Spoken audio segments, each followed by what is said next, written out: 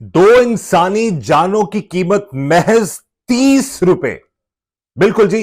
दो भाइयों को बड़ी बेरहमी से महज 30 रुपए की वजह से कत्ल कर दिया गया। यह वाकया लाहौर रेमंड में पेश आया है, जिसमें दो सगे भाई, एक 21 साल और एक 17 साल, एक भाई का नाम वाजिद है और एक भाई का नाम राशिद है।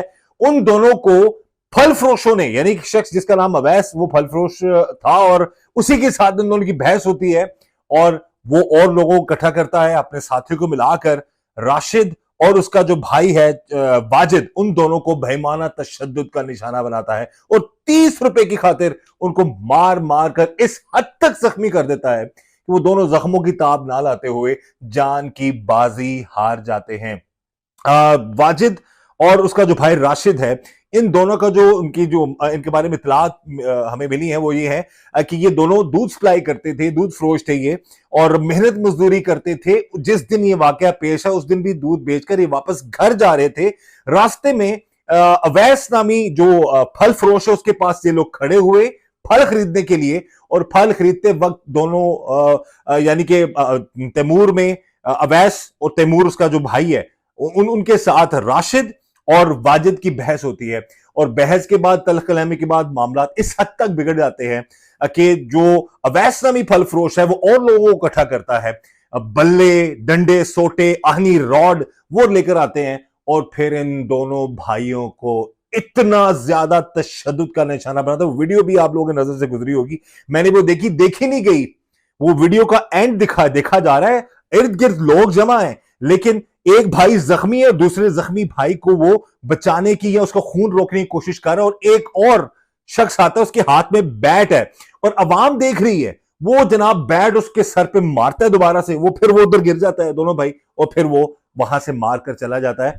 तो एक तो अब ये कहते हैं ना, जुल्म की इंतहा है हमारे मुआशरे में, अदम बर्दाश्त, छोटी छोटी बातों पर इस हद तक चले जाना। और ये फल फरोश की इतनी अना थी, इतनी जिद थी। अभी कुछ सोशल मीडिया पर और भी लोगों की भी राय आ रही है, सब लोग ऐसे एक जैसे नहीं होते, लेकिन अब ऐसा मामला हो चुका है कि कुछ माफियाज बन चुके हैं, फटे रेडियां, ये रेडी बान भी, अब ये इन्होंने भी अपना एक बना लिया हुआ है, एक माफिया टाइप चीज बना ली हुई है। एक बंदा को लड़ता है तो 10 लोग और आ जाते हैं और वो आकर बदतमीजी करते हैं लोगों के साथ। बहरहाल हम एक मेहनत कशों के खिलाफ नहीं है, ना मैं उनके खिलाफ बात करूं, लेकिन जो सानिया हुआ है, जिस बाप का, जिस मां के दो जवान बेटे नाहक मारे गए हों और वो अब काम से वापस अपने घर जा रहे थे और रास्ते में ही उनको इतनी बेरहमी से कत्ल कर दिया जाए, तो वो जीते जी वैसे ही मर जाते हैं। और सबसे बड़ा अलमिया, हमारे इस मुआशरे का सबसे बड़ा अलमिया है कि इतनी ज्यादा आवाम खड़ी है, आप वीडियो देख सकते हैं, किसी में यह जरूरत नहीं हुई कि उनको रोक सके या पुलिस को बुला दे या उनको हटा दे, बीच बचाव करवा दे।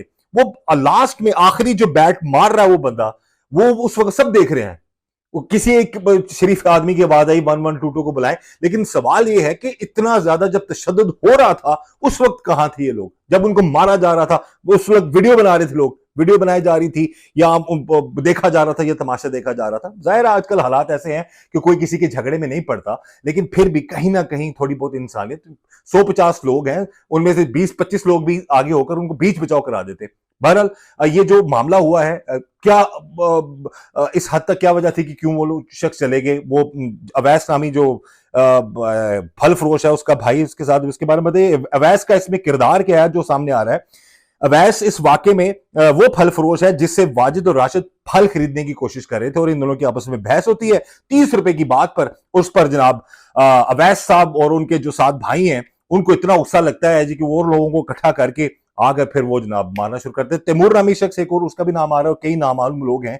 और एक और जगह इस तरह का जब मैस क्रिएट होता है ना, तो उसमें सबसे ज्यादा जो गुस्सा होता है ना, वो इर्द गिर्द जो 7-8 दोस्त आए होते हैं उनको ज्यादा होता है, वो ज्यादा बढ़ चढ़कर मारते हैं। ऐसा क्या कह दिया था इन दोनों भाइयों ने, ऐसी क्या बात कर दी थी कि वो बढ़ बढ़कर आकर इस हद तक उन्होंने जो है वो बल्लों से, डंडों से, आनी राडों से उनको मार दिया। जवान लोग थे यार, वो यकीन करें रोंगटे खड़े हो जाते हैं इंसान के, जब एक भाई ने अपने भाई को गोद में रखा हुआ है और उसका खून रोक रहा है या क्या, खुद भी खून में लथपथ है, और पीछे से आता है जनाब एक बहुत बड़ा सुरमा आ आकर उसके सर पे बल्ला मार के फिर चला जाता है, और लोग जो है वो देखते रह जाते हैं।